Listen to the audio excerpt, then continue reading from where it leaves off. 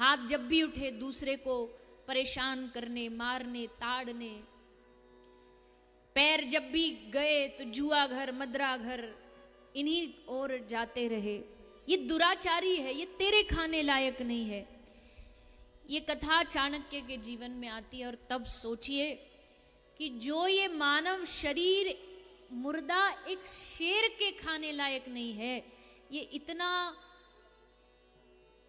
जिसको निकृष्ट कहे, निकृष्ट से निकृष्ट ये मानव शरीर, लेकिन यही शरीर उत्सव बन जाता है जब ये शरीर भगवान से जुड़ जाता है या भगवान की कथा से जुड़ जाता है। फिर इसका जो वास्तविक काम है वो होना शुरू हो जाता है। तो हमें ये निर्णय खुद करना पड़ेगा कि हमारा शरीर एक उत्सव है या हमारा शरीर पाप का भंडार है जो किसी पशु के खाने के योग्य भी नहीं। शेर छोड़ के चला जाता है, चाणक्य के जीवन के गढ़ में शेर छोड़ के चला जाता है कि मैं इस पाप के भंडार को नहीं खाऊंगा। कोई कहेगा अरे शेर पाप के भंडार को, शेर तो खुद मांसाहार खाने वाला है, ये तो खुद ही पापी है। बोले पापी नहीं है, शेर का तो भगवान ने स्वभाव बनाया है मांसाहार खाना, इसलिए उसको पाप नहीं लगेगा। शेर मांस खाता तो क्या उसे पाप लगेगा? लेकिन अगर मानव जिसको भगवान ने शाकाहारी बनाया वो अगर मांस खाएगा तो फिर पक्का कंफर्म है कि तुम पाप के भागी बनोगे। तुम दूसरों का हक छीन के खुद उसका उपभोग करोगे तो तुम पाप के भागी बनोगे। इसलिए इस शरीर के पास दो रास्ते हैं, या तो इसको पाप का भंडार बना लो या इसको हरि कथा से जोड़ करके, किसी गुरु के चरणों से जोड़ करके इस शरीर को ही महोत्सव बना लो, उत्सव बना लो। ये शरीर लोहा है, लेकिन जैसे लोहे को पारसमणि छूती है ना तो सोना हो जाती है, वैसे ही जब इस शरीर पाप के भंडार को जब कोई सदगुरु, कोई संत छूता है तो ये शरीर पारसमणि बन जाता है, इसकी कीमत बढ़ जाती है। तो ऐसा ये मानव शरीर जिसने भी भगवत कार्यों में लगाया वो अमर हो गया। कल तो हम सुन नहीं पाए, भागदौड़ में बस ऐसे ही विश्राम हो गया, पर आगे सुनने जो हम वाले थे वो भगवान के भक्तों का चरित्र, ध्रुव जी महाराज, श्री जड़ भरत जी, श्री अजामिल जी, ये सब भगवान के भक्तों की श्रृंखला में एक से बढ़कर एक महारथी हैं। ध्रुव जी महाराज 5 वर्ष की अल्प अवस्था में भगवान को पा लिया। जो लोग ये पूछते हैं ना कि भजन करने की सबसे अच्छी आयु क्या है, सीखो ध्रुव जी से।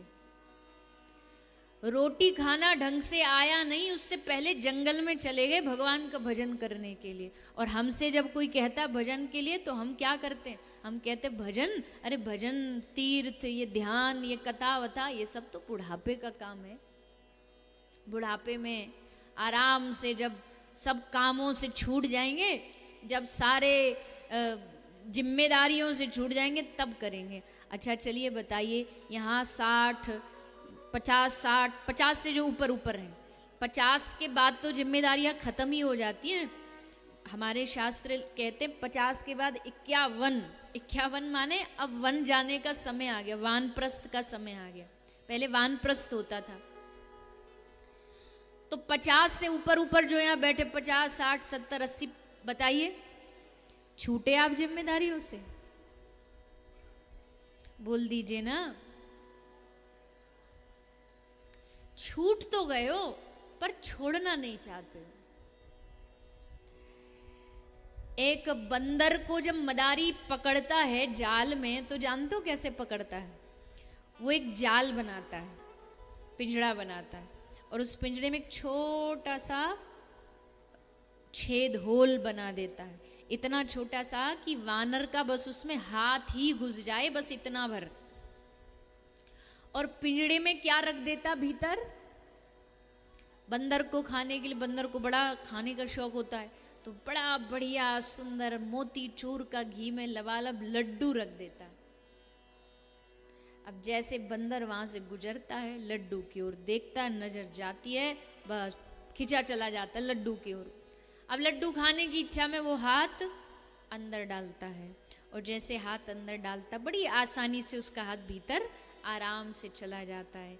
पर जैसे हाथ अंदर गया, उसने लड्डू को पकड़ा, और जैसे लड्डू को पकड़ा, अब हाथ हो गया उसका भारी मोटा, और जो छेद है वो बड़ा छोटा सा है। अब जब उसमें से वो लड्डू बाहर निकालने की कोशिश करता है तो हाथ बाहर नहीं निकलता, और जब हाथ बाहर नहीं निकलता, वो बार बार कोशिश करता, बार बार कोशिश, नहीं निकलता, नहीं निकलता। तो साथ ही उसके यार दोस्त मित्र सब साथ वाले बंदर उसके पास से पूछते जाते, भैया क्या हो गया, कैसे खड़े हो, आगे कैसे नहीं बढ़ रहे? तो बंदर क्या जवाब देता, भैया पिंजड़ा में कोई भूत रहता, उसने मुझे पकड़ लिया है, पकड़े बैठा, छोड़ नहीं रहा। पर बताइए, आप बताइए, क्या किसी ने बंदर को पकड़ रखा है? बोलिए ना, हाँ या ना? ना।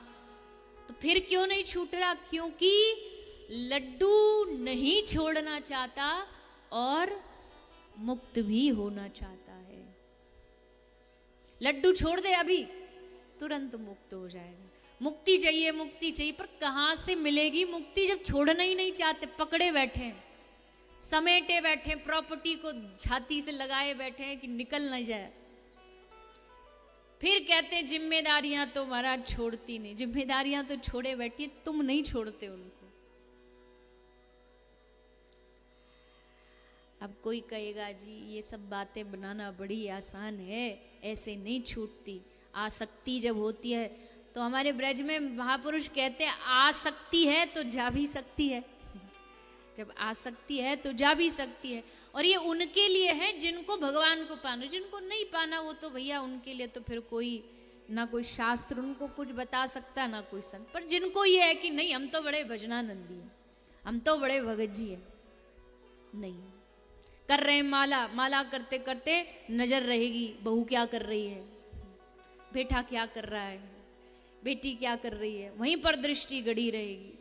माला करते करते करते करते वहीं नजर। छोड़ना छूटता नहीं है, छोड़ना पड़ता है। यहां कथा में भी बैठे तो भी वो कैमरा जो दृष्टि में, जो मन में जो है ना, वो वहीं चलता रहेगा, वहीं रखा रहेगा।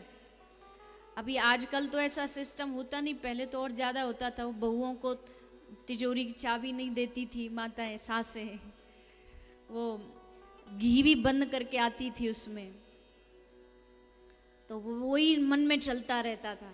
कथा में बैठी है पर वहीं चल रहा है, कहीं निकाल के मायके न दे आए पीछे से। और मन देखो कथा में बैठे दिखने में लगेगा वाह देखो कितनी बढ़िया कथा सुन रहे, श्रवण कर रहे।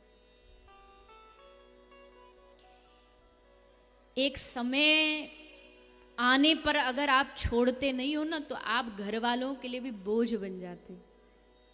कई एक आदमी आके कथा में बोला कैसी कथा सुनाते हो? मैं बोला क्या हो गया?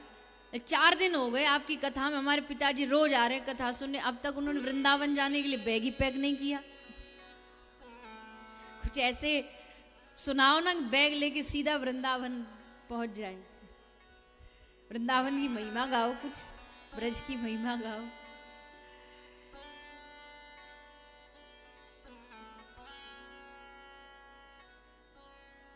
इससे पहले कि तुम बोझ बनो, उससे पहले ही मन को हरि चरणों में लगा दो, उधर से हटा करके वहां लगा दो। भैया समय आ गया, तुम जानो, तुम्हारा काम जाने। पर हम छोड़ते नहीं, मैं मेरा, मैं मेरा। तो ये शरीर उत्सव बन जाएगा जिस दिन ये शरीर, चाहे कोई भी आयु हो, भगवान की भक्ति की कोई विचार करे कि वृद्ध अवस्था में भजन करने का समय होता है, तो बिल्कुल नहीं। इस गलत फहमी में बिल्कुल मत रहना।